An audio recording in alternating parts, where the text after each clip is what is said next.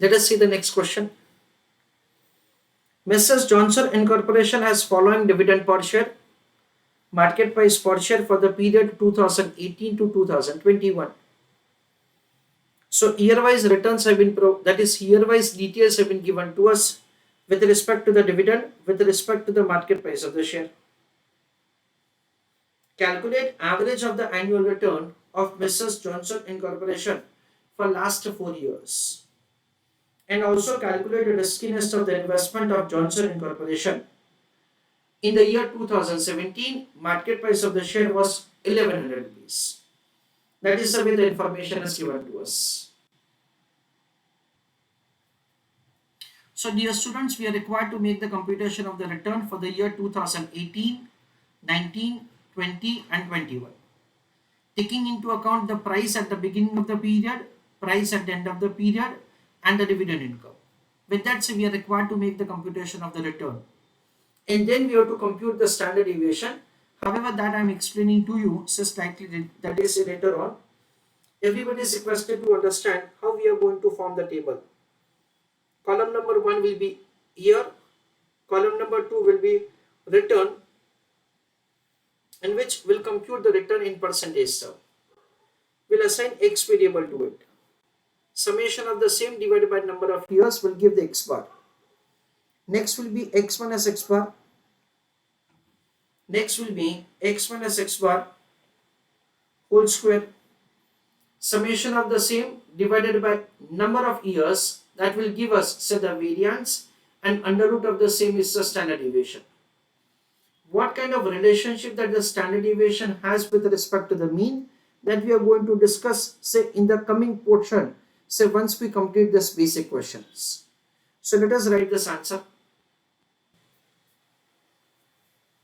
So in the year 2018, we understand that the return will be found by using a formula like this: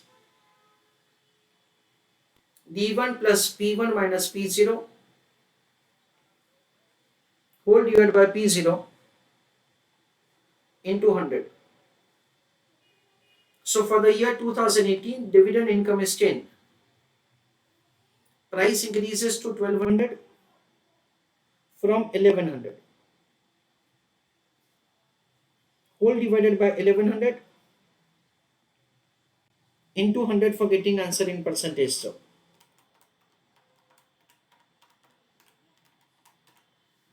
That comes to 10%.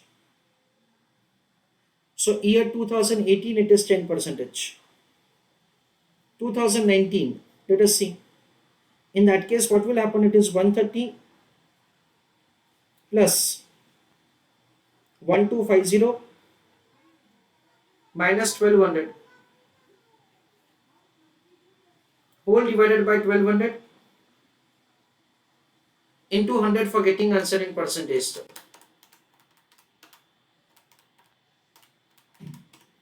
That comes to 15% once again. In the year 2020, the dividend income is 225 rupees plus 1400 minus the price at the beginning was 1250 whole divided by 1250 into 100 for getting answer in percentage term.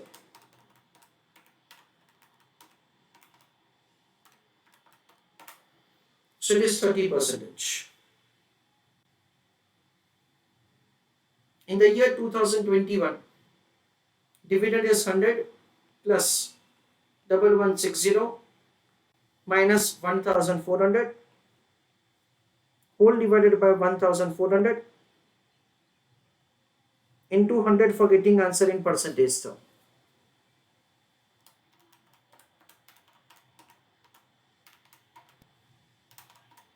So the answer is negative 10%. So we'll make the calculation like this: summation x. So it is 10 plus 15 plus 30 minus 10. It comes to 45%. So now simple x bar will be found, that is summation x divided by n. Summation x is 45 divided by n is 4 years. So 45 upon 4 is 11.25. This is a way we can make the calculation of the mean return. That is answer of our first question. Calculation of the average of the annual return is 11.25%. How we are supposed to interpret it? That say the next year investment from the return will be 11.25%. That is the interpretation of it. Now the question says that say calculate the risk. So we are going to measure the risk in form of standard deviation. So for that, say what we are required to do, it's very simple. We'll make the calculation of the difference of the actual return and the mean return. That is the way we'll make the computation of the volatility. So it is x minus x bar. X is 10% and the x bar is 11.25%. So it is negative 1.25. 15 minus 11.25, that comes to 3.75. Then 30 minus 11.25, that comes to 18.75.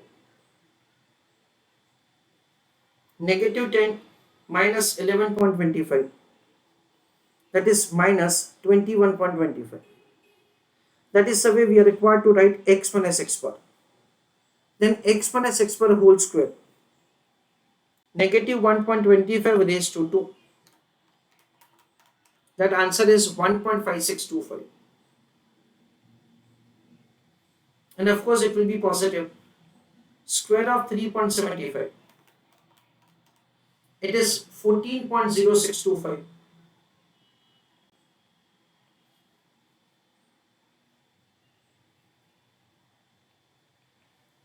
Next, square of 18.75.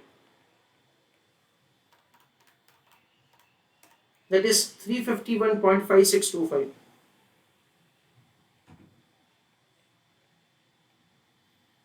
Then square of 21.25, that is 451.5625.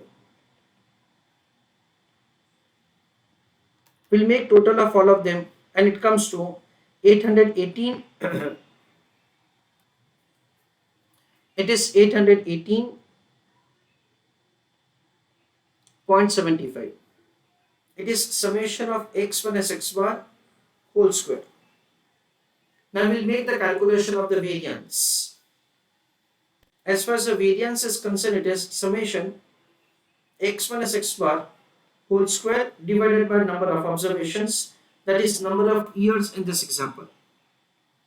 So it is 818.75 divided by 4. That comes to 204.6875.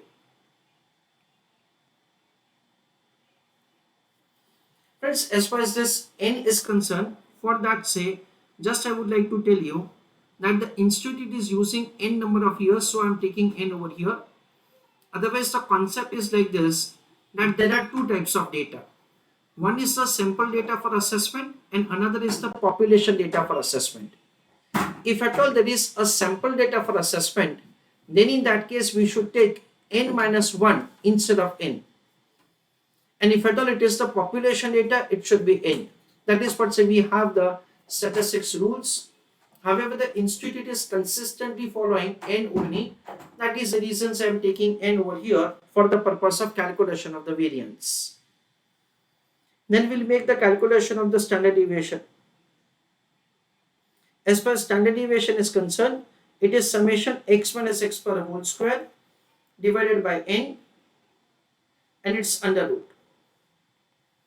So we understand that it is under root of 204.6875. So its under root comes to 14.3069.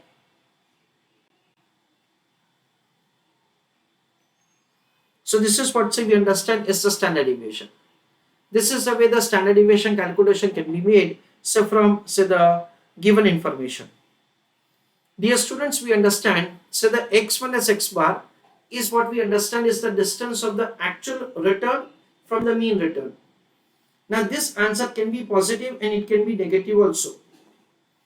That is the reason, say what happens at say we just want to know that say what is the deviation, and that deviation answer has to be positive. That is the reason, say to eliminate the effect of the negative, say we make square over here. And whatever the square effect that say we have given, say it is eliminated say by making a square root over here. That is the kind of logic that we have, so of taking the square root for calculation of the standard deviation. Importantly friends, you can see that say this is once again calculated in percentage term, the way we have made the calculation of the return in percentage term. Now what kind of relationship that this two have, that we are going to understand say slightly in the later portion of the question. So this is a very good example that we have done for the purpose of estimation of the future return, say based on the past return, and we have made the calculation of the volatility, that is say the standard deviation of the same. Standard deviation and variance, both of them are considered to be the measurement of the risk.